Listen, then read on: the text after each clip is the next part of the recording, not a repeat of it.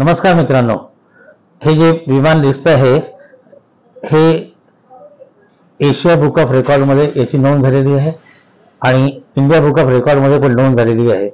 तर हे या विमानाचं वजन आहे 0.77 ग्राम म्हणजे 770 मिलीग्राम आणि हे विमान रबराच्या ताकदीवर उडतं। रबर असतो एक स्पेशल, त्याला आपण ट्विस्टिंग करता साधारणतः 400 ते 500 टन दिल्यानंतर हे रबर बँड चार्ज होतं आणि सोडल्यानंतर ते रबर बँड ओपन होतं, अनवाइंड होतं आणि त्या ताकदीवर हे विमान 30 फुटापर्यंत जाऊ शकतं आणि 27 सेकंद सध्या हे उडलेलं आहे। मी स्वतः एरो मॉडेलिंग गेल्या 42 वर्षापासून करत आहे आणि मी प्रोफेशनल आहे। 32 वर्ष NCCला इन्स्ट्रक्टर होतो। त्यानंतर सुद्धा मला प्रत्येक विमानं ज्या प्रकारची आहेत त्या जगातल्या सगळ्या प्रकारची विमानं मी बनवून उडवली।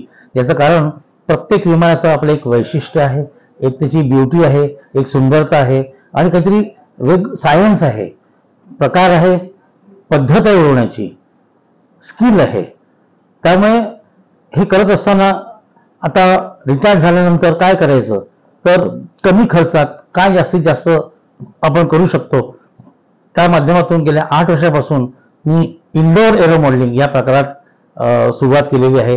मी स्वतः शिकत आहे आणि मी स्वतः जे प्रयोग करतो हे करता करता असे वजनाचे 3 ग्राम 2 ग्राम 1.5 ग्राम 1 ग्राम असं करता करता मी याचं वजन कसं कमी करता येईल याच्या प्रयत्नात करत असता हे एक छोटीशी प्रतिकृती यशस्वी झालेली आहे आणि अजूनही याच्यापेक्षा मी कमी वजनाचं बनवण्याचा प्रयत्न राहणार आहे। मी अभ्यास करतोय या विमानांचा।